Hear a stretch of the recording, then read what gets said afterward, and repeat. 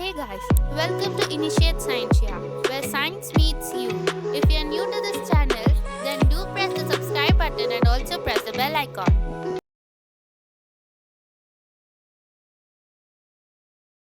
Write about the wedding ceremony of your friend in which you took an active part. Introduction: when, who, and how the marriage ceremony began, the ceremony on the arrival of the Bharat, the actual marriage.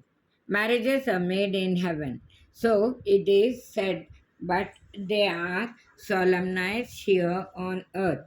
This is a great occasion that comes in our life but once, and therefore it calls for a celebration anywhere in the world. In our country, this is a very solemn occasion accompanied with numerous customs associated with it, making it all the more exciting and memorable.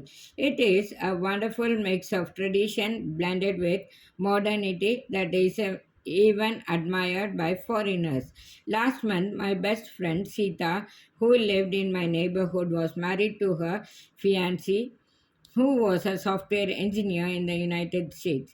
Since I was her best friend, I was assigned the responsibility of looking after the bride and chaperoning her at the wedding. On the appointed day, since morning, there was hectic activity beginning with the haldi ceremony, wherein vermilion was applied on her, followed by ladies' Sangeet.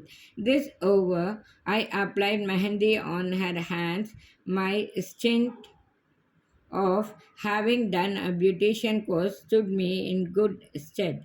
By the time this was over, it was already time for lunch. Immediately after lunch, we had to go to the market to collect her bridal wear that had been given for some last minute alterations.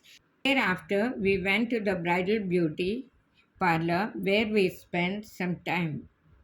By the time they were finished, it was difficult to recognize Sita, for so striking was her beauty that even the tinsel heroines would have had a complex.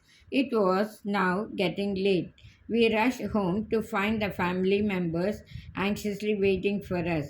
The Bharat was already on its way, and I could hear the drum beats. We all rushed out to see the Bharat as it approached the gate. The bridegroom was astride on a horse bedecked with flowers. His tall figure, with a golden sehra on his head, made him look like the proverbial prince. There was the Dwar Puja at the gate, followed by religious ceremonies performed by the Pandit. Thereafter, the groom was escorted to the dais where he was seated on a flower bedecked throne. I escorted the bride to the dais amid showering of rose petals by the friends and relatives who had gathered on the occasion. The Jaimala followed where they exchanged garlands. No sooner was it over that people gathered around, started dancing and greeting each other with joy. This was so infectious that I also found myself dancing in gay abandon. The guests were invited for a sumptuous dinner, after which we too had our dinner. It was now getting late. As all the guests departed, the actual ceremony began. In the mandap, the pandit lit the sacred fire. Amidst chanting of hymns, the bridegroom and the bride walked around the fire, making solemn promises to each other. By the time this was over, it was well past midnight. I had to return home, so wishing my dear friend a very happy and successful married life, I bid her farewell.